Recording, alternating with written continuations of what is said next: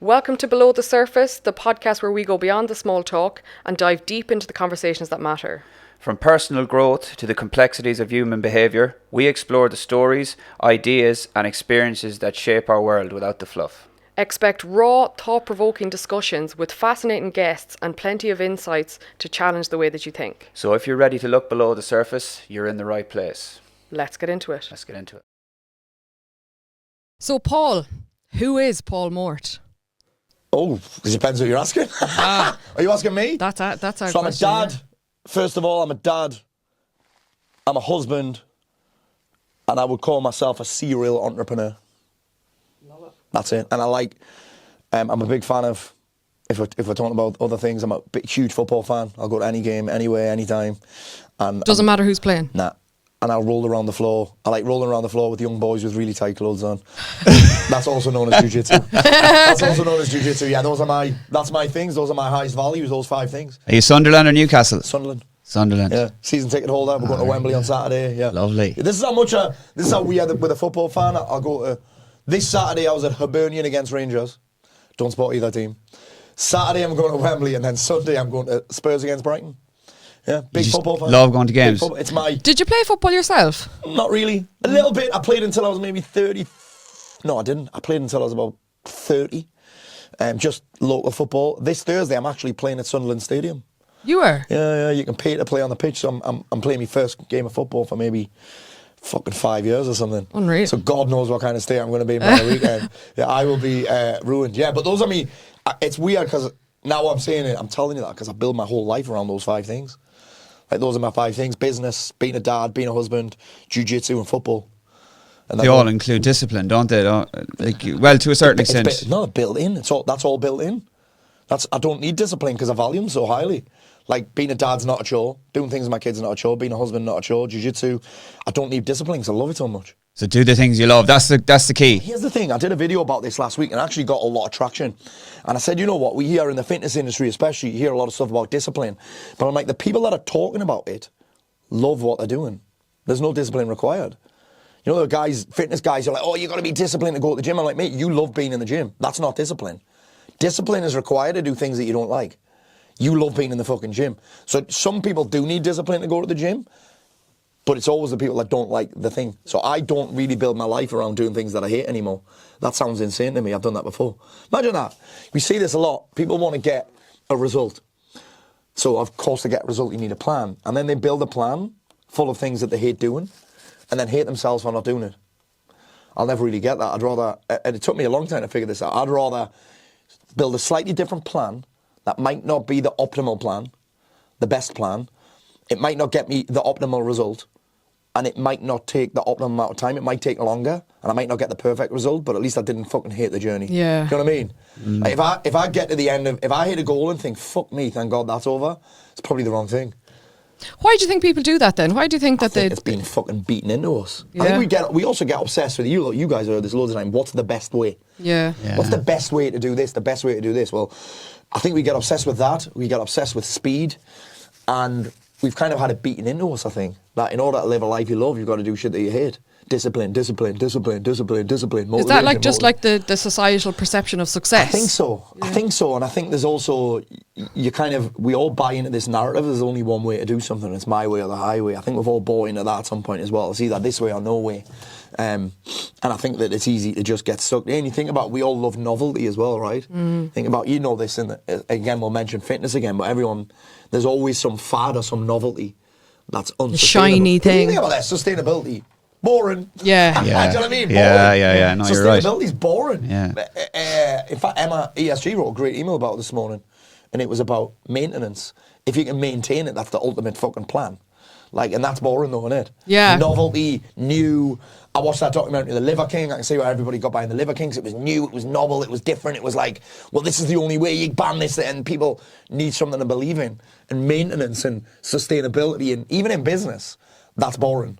And we like novel, we like excitement. We like to make it look like, oh, the thing that we're not doing is the thing that's going to be, the thing that's going to work, rather than the thing that we're just and avoiding. I think sometimes it also makes it seem more simple. It's instant gratification too, though, isn't it? It is, it's just feeling good about yourself. It's a real interesting thing, the discipline thing. But once I figured out my highest values, I mean, your life will always tell you. Once I figured out my highest value, my life became more fun. I started getting better results. I didn't hate myself anymore. I didn't need motivation and willpower. My energy became more natural and not forced.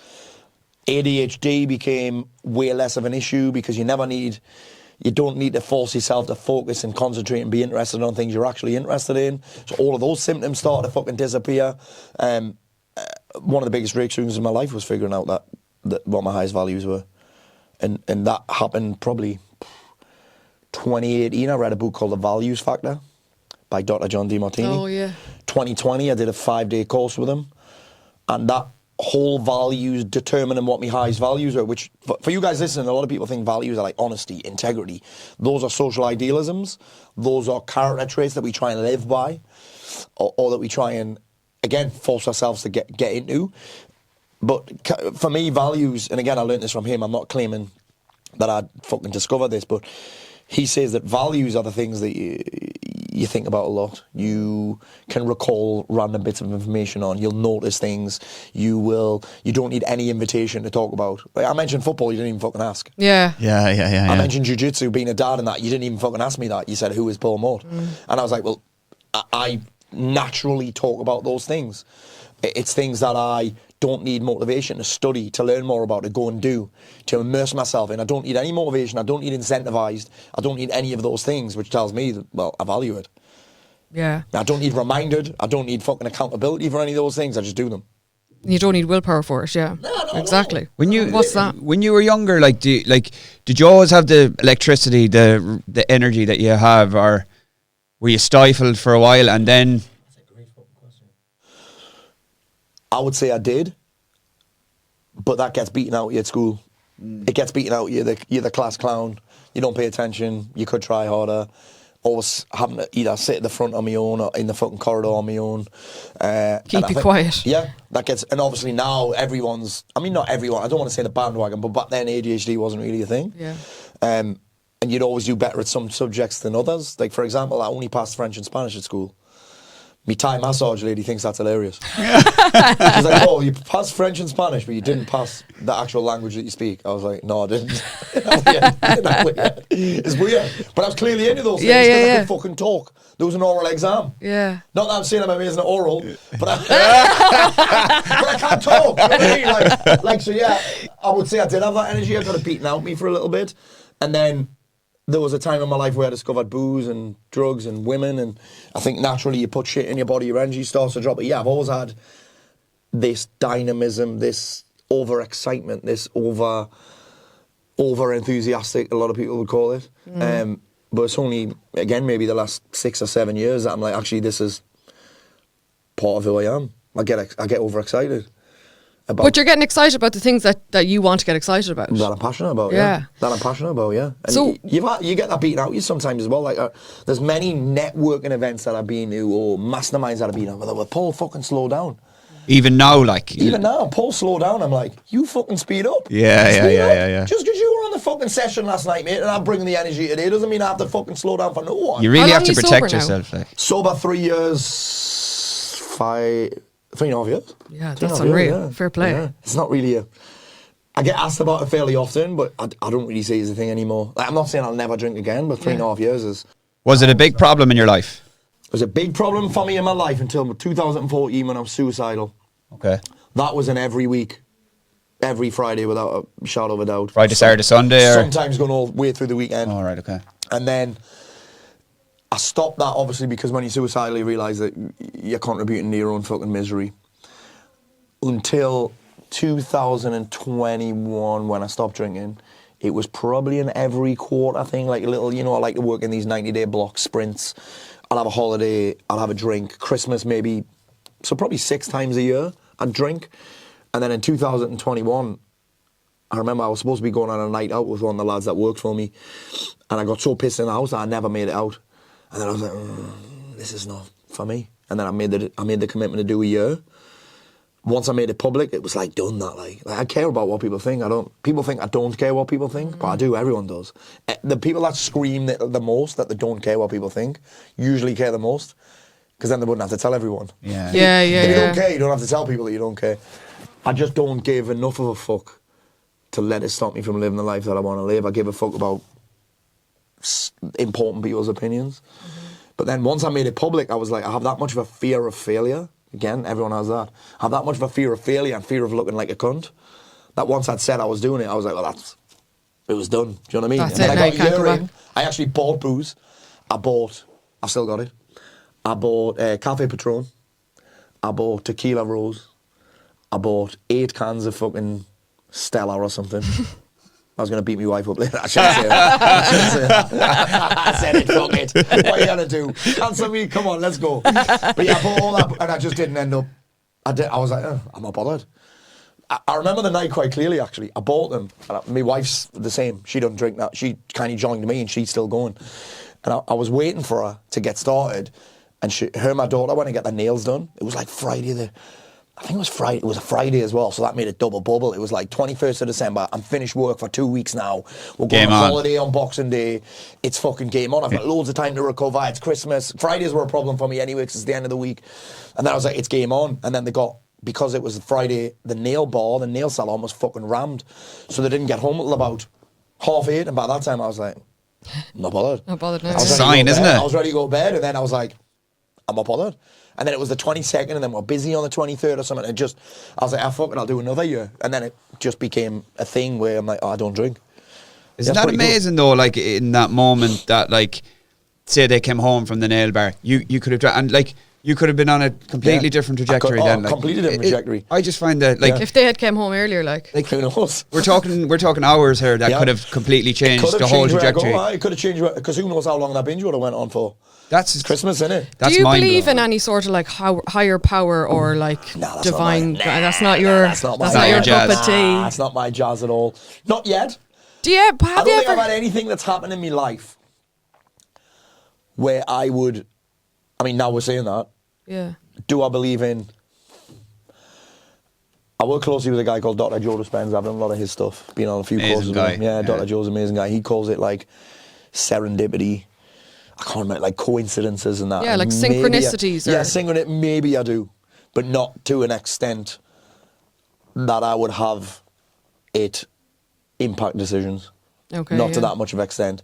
I can see the resemblances, I can see the link, but I've never had anything happen to me that's like, oh fucking hell, that's wild. Even this, man, I remember one of my close friends died January 2021. I remember very clearly. You probably heard me talk about it before. My friend Stoney the barber. Oh yes, yeah. Yeah, and on the Davies funeral, in lockdown, Stoney taught my wife how to cut my hair on Zoom, right? Which is fucking mental. I went to his house, I collected his gear. He taught her how to do it on Zoom, on a model and everything. He was so passionate about barbering. Taught my wife how to cut my hair. And I took all of his stuff back, right? On the Davies funeral, I'm sitting in a chair and I find his comb down the back of the chair. Metal comb. And his wife was like, that's you telling him to fucking give him a back. He's so tight, he was the tightest man on earth. That's probably the closest Yeah. I've been to like, that's fucking weird, man. Yeah. But then I'm also like, well, that's all it is. Just weird. Yeah. Weird. Yeah, so I don't really buy into don't that. read 'cause into it, yeah. I don't think anything major's happened to me for me to believe that, but B, often I think it could be a way to justify or explain why things happen. Yeah. Do you know what I mean? Sometimes it is that, and if it works for people, it does, but I haven't really had to use it yet. Sometimes it can be a bit of a comfort. Maybe. Sometimes, yeah, that's exactly what it can be, yeah. Yeah. But do you think not buying into it, sometimes you might miss something? Maybe. Yeah. Yeah, maybe. I don't know if I take anything that seriously. Yeah. Do you know what I mean? Maybe not buying into it, but again, I could probably pull out loads of moments from my life where I'm like, oh, that's interesting. Maybe that is a higher power. Maybe you just Or maybe didn't it's didn't realise it. Maybe it is just a coincidence. Maybe, you know what I yeah, mean? yeah, Maybe. yeah. So yeah. What's something that is something that's very important to who you are today that would help us understand you on a deeper level? Oh, fucking hell. We like to go deep here, Paul. That is a we fucking don't. world-class question. don't do Say it again. What's something that we need to know that will help us understand you on a deeper level?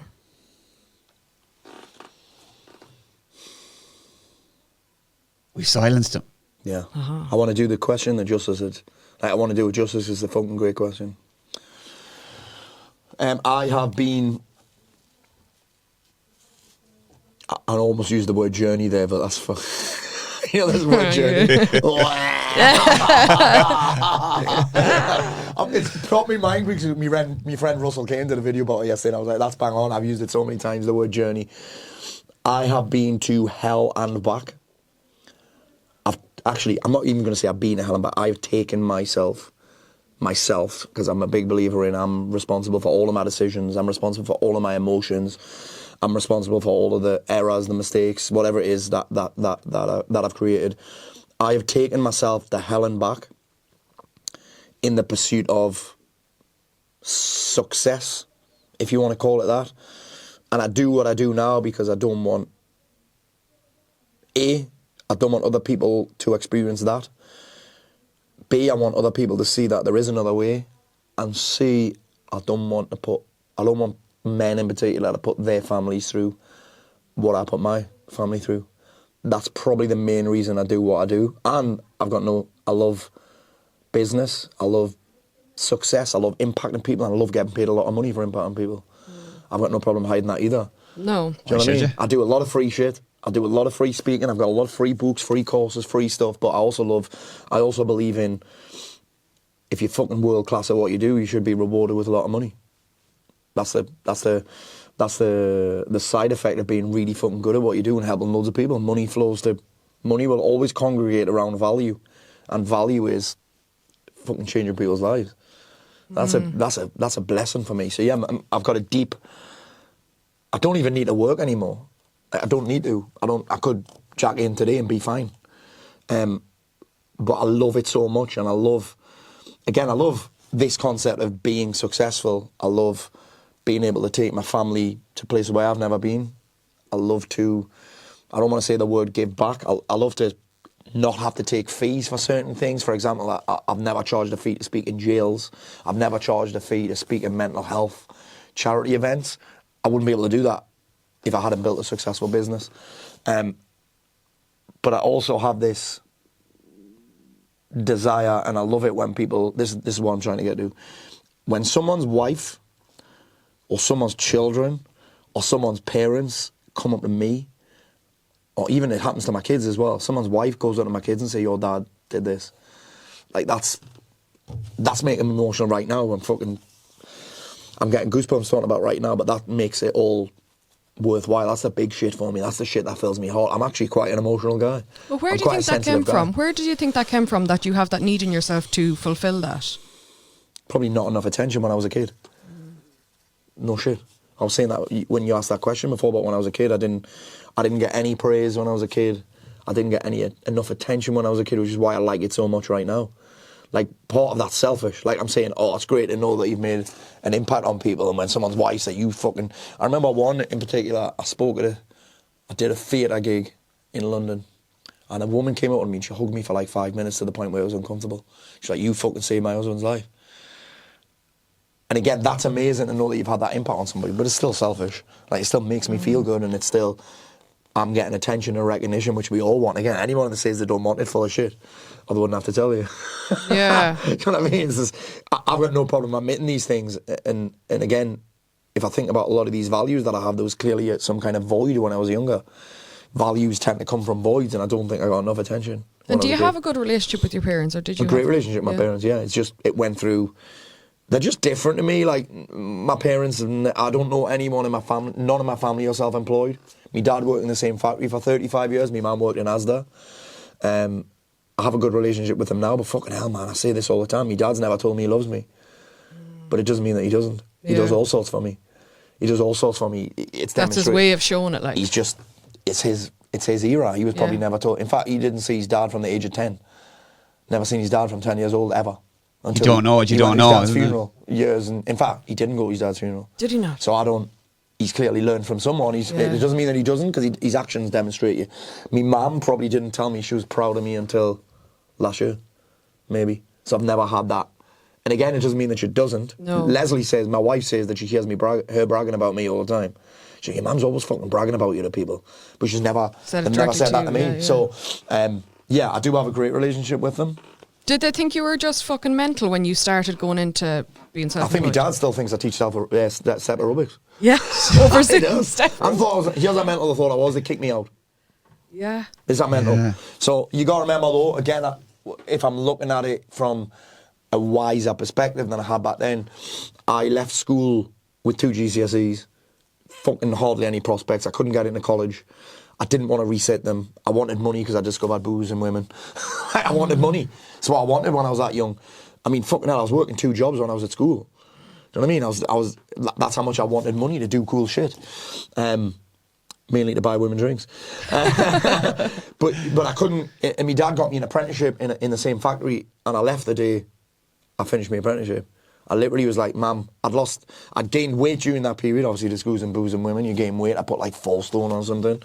I then discovered fitness, got in shape again, and then I've developed this passion for fitness. And this is 1998.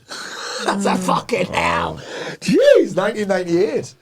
And again, 1998, 1999, and I had me noticing the day I finished my job, where I was guaranteed 40 bags a year, by the way. That's a lot of money back then. Yeah, yeah. To leave to go to a job that was 11 grand a year in a gym, and they didn't get it. So they booted me out. So I had to go and live with my wife's parents. Yeah. Yeah. So how did you, or you obviously had like an insane sense of, well, did you have an insane sense of self-belief, or were you driven by the fear of failure? It's a good question. It's a long time ago. I was driven by the fact that I hated the job. It was more to get away from... I mean, obviously excited and passionate about this new fitness thing that I discovered, but I fucking hated that job. I hated it, and I was terrible at it. I had fucking no interest in it. And when I go back to the values thing, I was like, of course I hated it. I didn't have any fucking interest in it. Of course I was shit at it. I didn't put any effort in. And I discovered this fitness thing. I was like, oh, okay. That was fun. I got in shape. People asked me how I did it. I was like, okay, if they're asking me how I did it. And that gave me this sense of... Because again, when you're shit at something and you're not interested, imagine how much criticism you must get. Oh, from everyone in your life. Me dad's like, you fucking shit at this, son. You need to book your ideas up. That's what dads do. So all he knew, book your ideas up. Everyone in that factory who took me under their wing, you're shit, you're lazy, all this kind of shit. And then suddenly I discovered this fitness thing, got in shape. I'm getting more attention. My wife's fucking... I mean, she's my wife now, she's fucking hell. She would have been 16 back then, she was. I was 19, yeah, 16. So she's obviously, wow, and I'm getting attention off women. Other people are saying, hey, have you got in shape? You've done amazing. So I'm obviously going to go down that route. Yeah, I suppose I was driven more by the fear of staying the same and staying in that job that I fucking hate. I just wanted out. And I was willing to tolerate living with my girlfriend at the time's parents than I was by anything else. Yeah, and the same happened. I did that gym job for ages. I was employed, and then the same happened. I lived with my parents. I moved back in with my parents. They were like, oh, actually, this is maybe a smart move. He's happier. And then when I went self-employed, it was the same thing. You can't be under this roof, son. You know what I mean? It's a mad thing when you think about it. It is. Yeah, and like you said, you're that very... was just their fear. Yeah. They're pushing their fear onto me. And that's how they were brought up. Like in their generation, it was like, well... Who has their own business? Yeah. Back then, there wasn't many. I mean, I didn't know a single person that was self-employed. A single person. That's wild, isn't it? Yeah. Yeah. So you mentioned there that you're a very emotional guy. So on the outside, we see this very high energy, charged guy. Yeah. Yeah. And it took us a few minutes into the conversation to get you to settle down there. I thought you were going to rugby tackle I'm me going when you again. came in the door I'm there. going again. Yeah. Well, I did the back take on Mort. Yeah. That's the Dublin down the back take. I was about to dump you on your face. Face flat. That would have been funny enough Yeah. now if you That did would have that. been Do you good. want to know how sensitive I am? On Saturday, I was watching... After I'd been to Hibs and fucking Rangers, I watched Man City against Crystal Palace in the FA Cup final. I don't know if you know this story. Crystal Palace have never won a trophy, ever. They finished 12th or 13th in the Premier League every season. Nothing. No excitement for those fans, and the fans are amazing. They won the FA Cup. I cried because Crystal Palace won the FA Cup. I've never even seen Crystal Palace play live, ever. I don't know any Crystal Palace fans, but my wife was like, what the fuck is the matter with you? I was like, look how much it means to them. They're good fans. Like Selhurst Park just be hopping, like, do you know? Unbelievable, mate. And Yeah. honestly, I was like, oh my, I'm doing it now. I started tearing up because I could see the could emotion see how in it it, and I must knew mean what, to them. I was saying to my friend this morning, I was like, I know what that means, what that feels like. And these fans have never won a fucking thing, and I was crying and everything. It was amazing. That's how So sensitive I am. is that because you could relate to maybe something 100%, that... 100%, yeah. And I love football. Yeah. I almost said I love men there, but I just get that. I could relate to it, and I was like, that's my thing. I could put myself in that place of winning a fucking fight. I mean, we won fucking hell, it must be 2021, Sunderland got promoted to the now championship, and I cried at that game. My kids weren't that. My son loves football now, he's big into it. Back then he was like, Dad, what are you doing? I was like, it's the greatest day of my life. Were you always like that though? Like, or had you stopped yourself from showing emotion? Like, oh, I'm a man here, I can't show any emotion. I was always pissed and full of coke. So your relationship with yourself, like, how much has that changed over the years? Like, has like you obviously went through a stage where you're hating yourself, and then like, how do you start to love yourself again? Like, or start to? That's another fucking great question, man. I actually thought that I hated everyone else. Okay, that's where that started. That's why 2014 I was living in Marbella. 2012 I moved. You know, you buy into this whole get rid of all the toxic, negative people from your life. Yeah, I realised that I was the toxic, negative person, and that people just like to complain. That's what people do. People complain. Misery loves company. We join in with them. We think we're fucking holier than thou because no positivity, positive vibes only. Fuck off, man. I hate that quote. Live, laugh, love. The live, laugh, love. Fucking drink, sniff, wank. Come on, man. I've got that whole joke in me. Yeah. Fucking, yeah, it's funny. But yeah, that whole relationship with myself, I was convinced that everybody else was the problem. I hated people. Right. You see these people on the internet, I hate people. I was like, well, I hated people so much that I moved countries. And then it took me a long time to realise that it was me that was always the common denominator. And I was like, I hate people, I hate my life. And then I was like, actually, I hate me. I treat myself like someone that I hate. I treat myself like shit. I treat my body like shit. I speak to myself like shit. My self-talk was awful. You're this, you're that. Sometimes that's useful. Sometimes negative self-talk is a fucking wake-up call, man. And if I believe in the concept that there's no negative without a positive, then by default, 50% of my thoughts should be negative. I get that now. That's just thoughts, right? But the relationship changed, and I wouldn't even say there was a pivotal moment, really, you know. No. I think if there was one pivotal moment, it'd be the Cliffhanger incident where I was ready to take my own life anyway. And that became the moment, obviously, when I started turning things around. I suppose it's an ongoing process. And of course, there are things about myself that I don't like.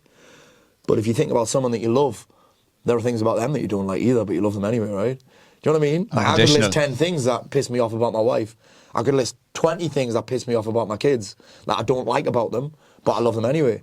That's where I got to the point with me. I was like, well, love is when you understand the positive and the negative, when you accept both. It's like you can't love anything that you don't know both sides of.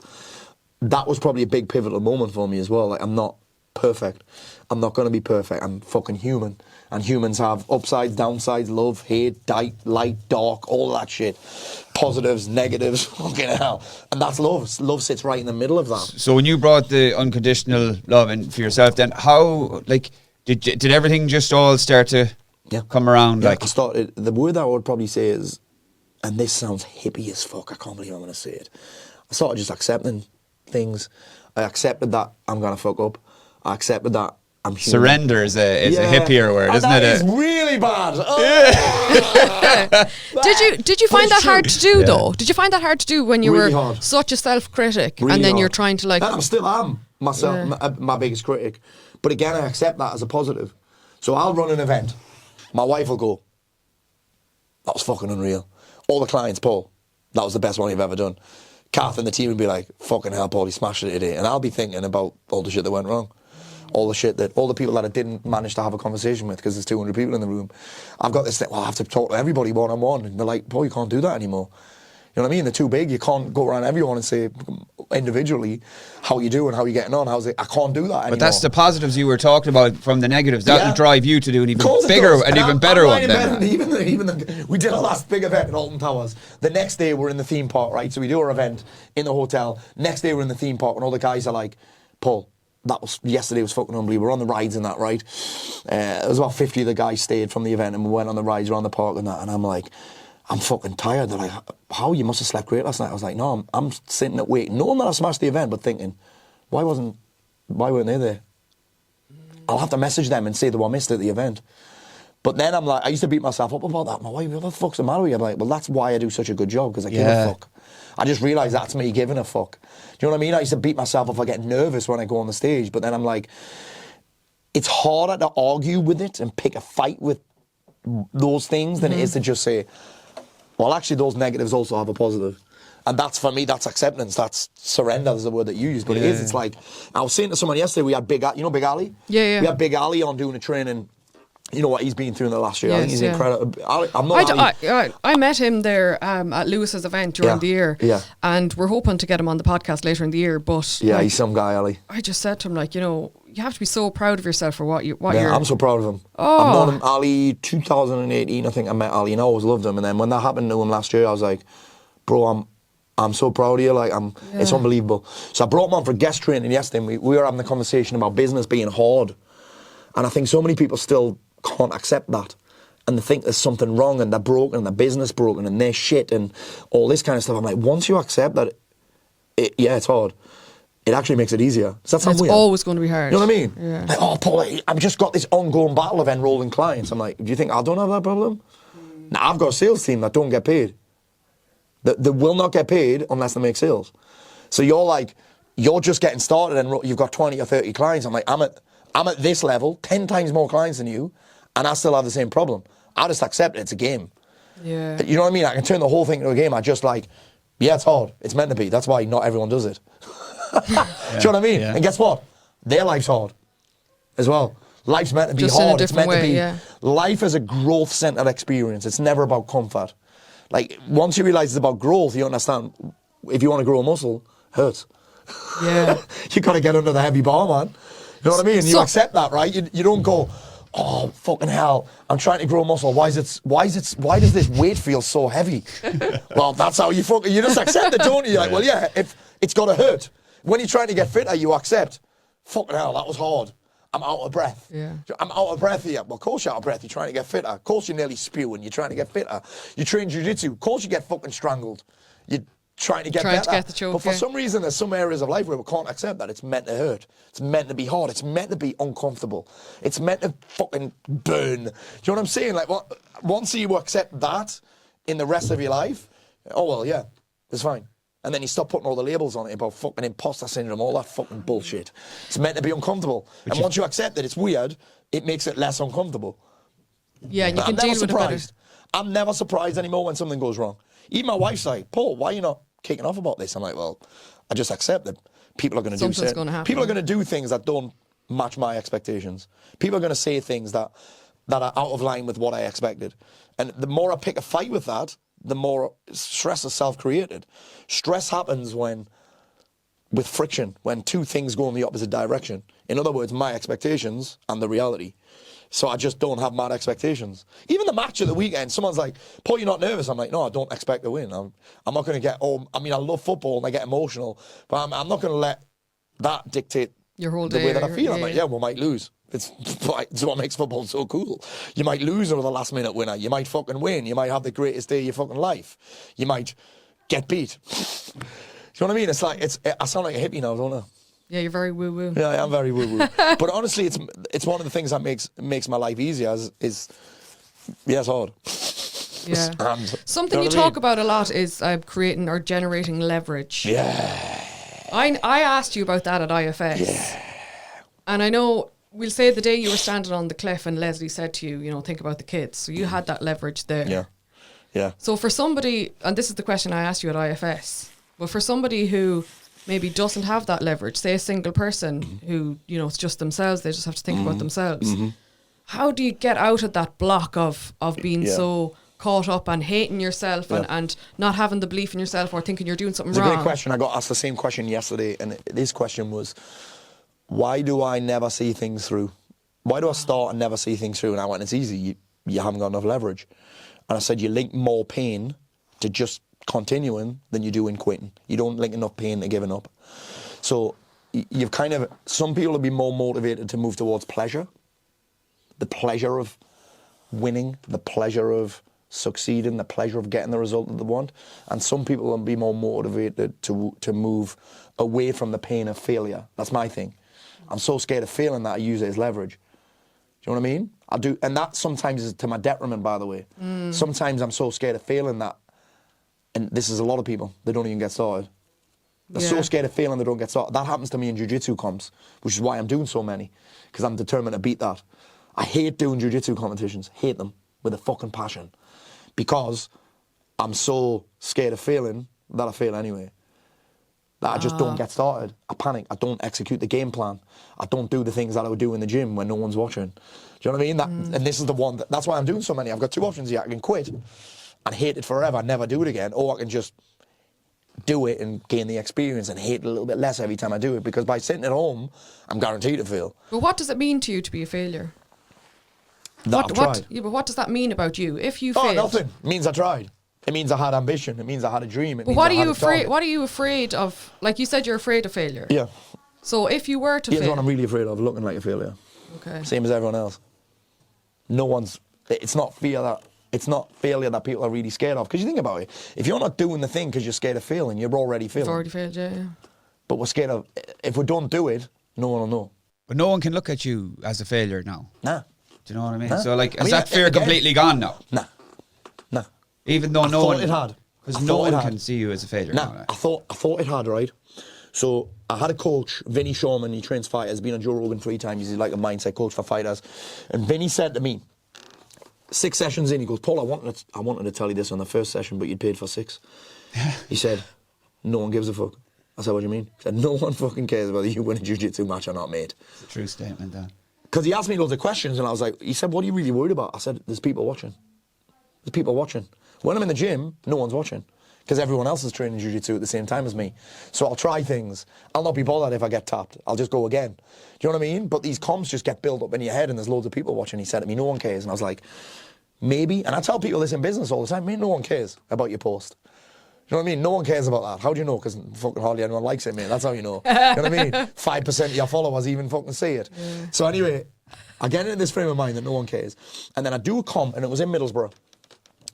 And I was on my own. I didn't have anyone in my corner or anything, right? I just did the fucking match. I was like, fuck it, I'm going to go and do it anyway. And I did better.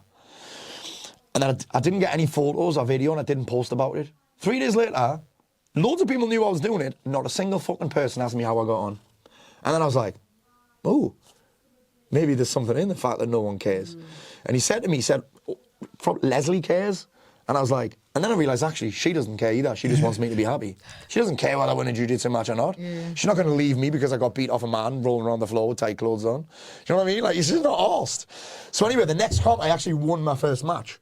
And then I was like, oh, I'm over this. And then my last comp, I was fucking crap again.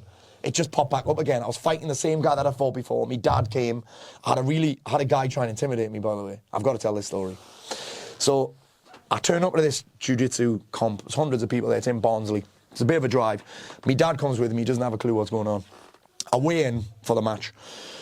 And as I'm weighing in, this guy, big cauliflower ears. Cauliflower ears normally mean you've been training jiu-jitsu or a sport for a long time, you're hard. So this guy with cauliflower, Paul Mort, come here. I was like, all right, mate, how you doing? I thought it was someone that followed me. And he started grabbing me, like ragging me around. I was like, bro, what the fuck? And he was like, I'm going to fuck you up. You're not ready for me, son. And I was like, all right, I was just bantering with him. Like, he said, I'm going to fuck you up. I'm going to submit you in another minute. I was like, I don't even know who you are, mate. He said, I'm fighting you later on today. You're fucking getting it. And I was like, Jesus Christ, bro, relax. It's a fucking jiu-jitsu comp. You know what I mean? Anyway, I think nothing of it. I just kind of wash it out. I had my first match. I'm fucking rubbish. Don't get started again. It wasn't against him. Anyway, the guy that I fight for, again, I hate fighting. I fought him before and he doesn't do anything. Like, he literally just waits for me to do something heavier than me. I make a mistake, he fucking gets on top and beats me on points. And then the second guy fights him. So the guy who did the weigh-in, who was giving it the big one, fights him, fucking destroys him. Double legs him, right? Double legs, smashes him on the floor, gets on top of him, chokes him out 30 seconds, stands up. You're fucking getting it next, Paul Mort. I'm going to do exactly the fucking same to you. And then it's mad this. I did way better in the second match than I did in the first one. Because I'd resigned to myself. He didn't even score points on me, by the way. No points. Didn't do anything. Definitely didn't even get near to submitting me, right? And I did better in the second one. And I have all these. This is why I love jiu-jitsu comps after, because I learned so much. The first one, I expected to beat the guy, and I didn't. So I got all of this. I've got to beat him now because I said I will. I fought him before. I beat him. Build it up in my head that I beat him, and then I just didn't get started because I was so scared of losing. The second one, I'd resigned myself to losing. I was like, even my dad said, Paul, are you sure? Are you sure about it? When he seen it, he was like, Paul, are you sure about this, son? He said, that John's a fucking beast. And I was like, Dad, it'll be fine. It's just jiu-jitsu. And I did so much better in the second match because I expected to lose. Isn't that weird? You took the pressure off. I took the pressure off completely. There was it was expectation. Yeah. Expectation fucked with me. And I said to John at the end, I was like, where's your fucking submission now, dickhead? I said, you couldn't even score points, you fucking pussy. Turns out, and he was fine, turns out he's the biggest gangster North Wales has ever seen. Yeah. He's got BBC documentaries about him and everything. Stop. He had to pay the government back £2.5 million. Fucking hell. Sound as fuck guy though. I just realised that's what he does. And he'd won. He'd had 22 matches this year. Won all of them, submitted 21 of them. Guess who he didn't submit? Me. Isn't that mad? Isn't that fucking mental? That is mental, yeah. So yeah, I just build it. But that's why I keep doing it. I hate it. But I'm determined to beat that voice that, mate, here's how mental it is. I told my wife this, she couldn't believe it. And I remember it distinctly. I'm in the first match, and my brain goes, just let him win. Just get out of here. Get out. It's 5 minutes, right? It's a long 5 minutes, by the way. Very long. It's 5 minutes in, nothing's happened. I'm 2 minutes in, I'm starting to go, I'm starting to feel me, I'm out of breath. I'm like, fuck, I'm gassing here. And my brain's going, just fucking tap. Just let him beat you and tap. And then it's even going this is even more mad. My brain's then going, and then think of an excuse to get out of the second match. Oh, fuck. And I'm like, honestly, I'm having this conversation with myself while a guy is on top of me. Yeah, you're trying Just to breathe. Just tap. Just fucking tap. Loads of people watching. My dad's watching, which might have been extra pressure. Loads of people watching. And I'm like, me brain, just quit. The worst part was the second bit. And then, how can you get out of the second match? Just tell me you're sick. Just tell me you're not very well. Just fake injury. And my brain's doing that. And then I eventually beat that. And that was one of the biggest wins for me. I didn't just get out. So how it's do easy you to do that? It's easy to just go, oh, mate, there's me arm. Just but most people Just would take it. do that. Most people would do that. Yeah. So it's like, how did you override that fucking dickhead in your head? Don't know. I just kept going. I just stayed in. Sometimes you just got, I call it staying in the pocket. Sometimes you got to do that in business. Just stay in the pocket. Yeah. Couple more days, couple more posts. Couple more posts, couple more conversations. Do you know what I mean? Just go a little bit longer. Go another day, another workout. Go to jiu-jitsu once. Or just do your warm-up. You probably said this to people. Go and do your warm-up and see how you feel. Oh, I always say that. Yeah, and I you always say that. And what happens? Motivation starts to fucking come. You start to get energized by it. I do that all the time. In jiu-jitsu, if I'm not feeling it, I'll be like, just go and do the drills. I'm not bother sparring. By the time the drills are done, I'm like, let's fucking go, bro. Yeah, or even just walk through the door. That's it. And that's all I did. I just stayed in the fucking pocket. I was like, I'll just chill here, stay here a little bit longer. It's mad that, innit? I don't know how I've ended up here, but it was these are all such big learning curves that I'm determined. I've got 2 comps at the end of next month, 2 weekends in a row. I've got one in Newcastle and then one in Manchester, and that's why I'm doing it so often. Because what I realised is that my first comp was maybe 2020, but I'd only do 1 comp a year, and it was the Brits, so it's the big one. And I'd build it up so much in my head, I'd cut weight for it, and then I'd build it up every year, and I'd do nothing. I would legit get beat, but actually not even, I wouldn't even say I wouldn't even try. I'd be like, and just freeze and get beat up. And then I realised that actually I'm going to compete again. And then I felt a little bit better. Then I'm going to compete again. More and then exposure to it. I've done more comps. I did more comps in the first 3 months of the year than I did in the 3 years previously.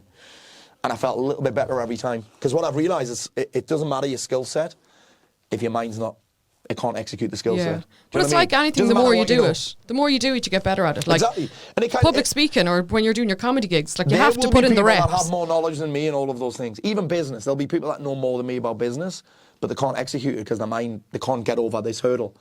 And I believe I've done that in most areas of my life. Getting over the hurdle, just fucking doing it anyway. But jiu-jitsu is the one thing. And that's probably why I'm obsessed with getting the gold. I'm even at a point now where a lot of guys that I have competitive rounds with are being promoted to the next belt up.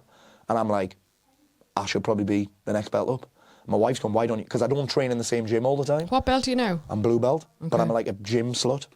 I don't have I'm not affiliated at any gym. Okay. So that means I don't really have a coach. So I've got they're no one to not promote me. My wife said, why don't you just join in and get your purple belt? I'm like, because I want to win the Brits at blue belt. If I go purple belt, I've got to compete the next level up.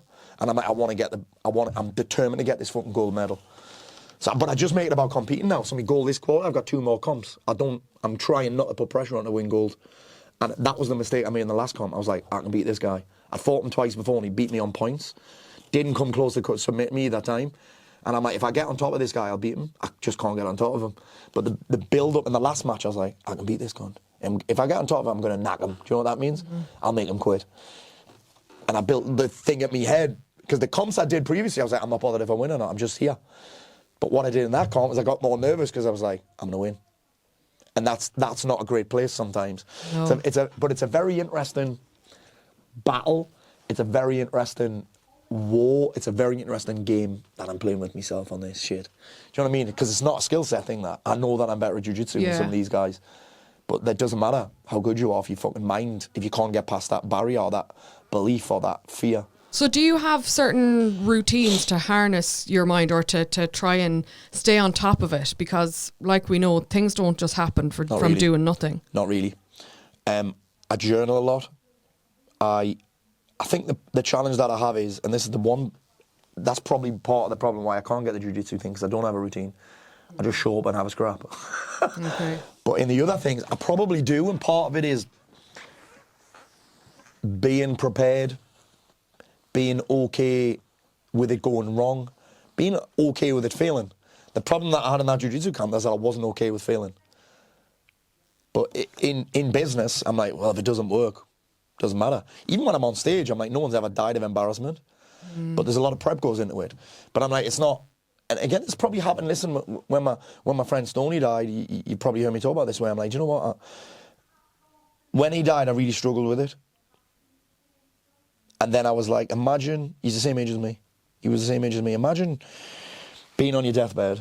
And I heard Gary Vee say this. I spoke at an event with Gary Vee in 2021. He's talking about the regrets of the dying. There's an amazing book called The Regrets of the Dying. And imagine going to your deathbed and thinking, fucking hell, I wish I'd started that business. But I was too worried that it wouldn't work. Imagine that. Oh, yeah. Imagine that. Imagine being on your deathbed and thinking, I really wish I'd tried that stand-up. I really wish I'd give that a go, but I was too worried about what fucking Mary down the street would think. Too busy worried about what all my mates would say, whether they'd take the piss or not. Imagine that. That's scary to me. I think that's why the jiu-jitsu thing fucks me so much. But again, it fucks with me. Yeah. But what's the option? Either be like, oh, that's one, or be like, I fucking beat that. You know what I mean? And I want to do it fast. That's why I'm competing so much. Yeah. It's a fucking nightmare, man. By the time that this quarter gets up, I think I'll have done 7 comps this year already, which is fucking wild if you think about it. Yeah, Considering I did because one a year. Yeah. Considering you hate doing I them hate too, it. which I is hate even... it, But afterwards, even if I lose, I never feel that bad. Yeah. I never feel that bad even if I lose, because I'll extract something from it. Yeah, okay. Do you know what I mean? I'll extract something from me. Coach will go, well, here's why you lost that match. Like, technically. But the technique went wrong because my mind was like, do this. Me last comp, I pulled the guy on top of me. And my coach was like, you never do that. Why'd you do that? I was like, I don't know. But that's fun for me as well. Yeah. So and I think that's why I'm so intrigued by the jiu-jitsu comp thing. It's not a massive deal, but I'm obsessed with, like human behavior and how the brain works, how you can believe your thoughts, and how the brain works just fucking fascinates me. So yeah, It is. It's wild because, like you said there, like you said that you've put yourself in all these situations, and now now that you're aware that you're the one that's in control, but everyone else plays the victim. Yes. And it's easy to get caught into the role or feeling like we're the victim, but to be able to switch it around and be like, no, I'm actually the one that's in control here. Like, that is a powerful thing. And that breakthrough happened for me on the cliff. That's the exact thing that happened. Because it's easy, and this is the story that I told. Oh, well, I'm bipolar. I'm supposed to have these rock bottom moments, but it's funny when I stopped doing the things, believing the things, all these habits. Once I started changing those habits, that the symptoms went away. It's wild, that, isn't it? And I'm unmedicated, which tells me that I was misdiagnosed also. Me and Dr. Mike talked about this. No medication. You talk a lot about your missus. Yeah. How important has she been in your whole journey? I'd either be in jail or dead without my wife. Without. Like, you have someone in your corner there that, without a shadow of a doubt, sounds like if you said you were going to try and go to space tomorrow, she'd be on board. Like, oh, 100%. Like that. Yeah. That's priceless. She just asked me who was going to look after the business, who's going to do all these fucking Zooms. That's priceless. So like, she'll back me, and I think part of it, and I talk to guys a lot because we get a lot of guys whose partners aren't on board with joining programs. You probably have this in yours as well. The partner's on. I think the partner is on board, by the way. It becomes an out for people. Because why wouldn't you want your partner to be happier? And here's the challenge. A lot of the guys that I work with have made promises and broken them. They promised the fucking world and done the exact opposite. So this was the challenge for me. My wife will back me now. She would supported me back then, obviously, but now she'll back me to make fucking what most people would think are mental decisions, because she trusts me because I've become someone that's reliable. For me, trust is a function of reliability. It's the end result of being reliable. We trust people that we see as they'll come through for us, they're there for us, they are. You can count on them when things go sideways, you can count on them to do what they said they would. When they say they're going to do something, you just assume that it's going to get done. So I think my wife backs me that much because I've demonstrated trust as a function of results, really. Yeah, but how did you build that trust within yourself? Same deal. Yeah. Same deal. I started keeping promises to myself. But again, the values thing was a big breakthrough for me because I'd make promises to do things that, well, I know I hate that. So I'll do it a few times and then I'll be like, I hate it, it's not convenient anymore, I don't like it, I dread it. And that's the wrong way to do things for me. So I start to become reliable. And again, you think about this, we do business with people who we think are reliable. We trust people in our lives that we think are reliable. So trusting myself happened when I started, probably starting with the small commitments. Like, did I get up on time? Did I complete my journal? Did I send an email today?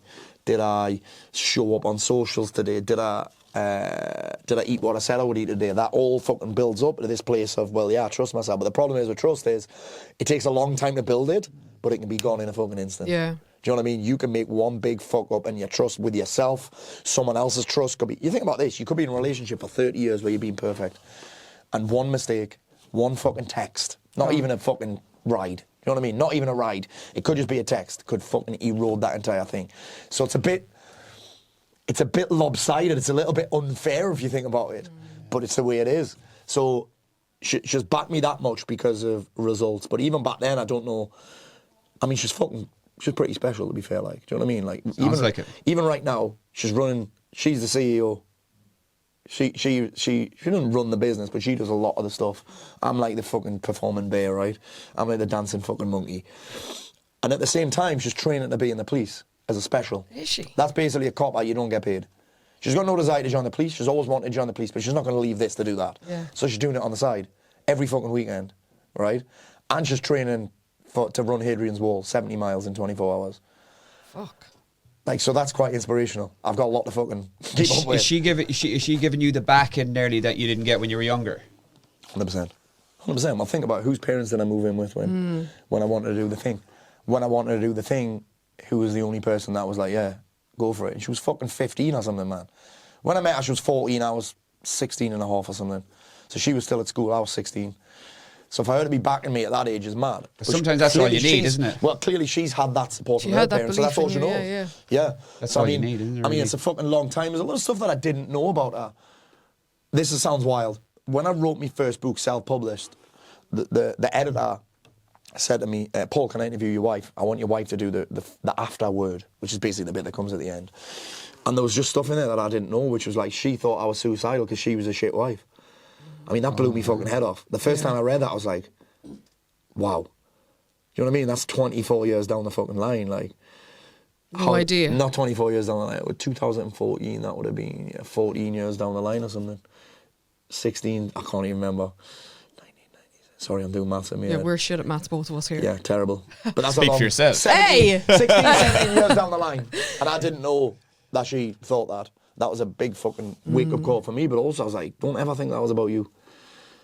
Do you know what I mean? It's a mad thing. But yeah, she's fucking spectacular, man.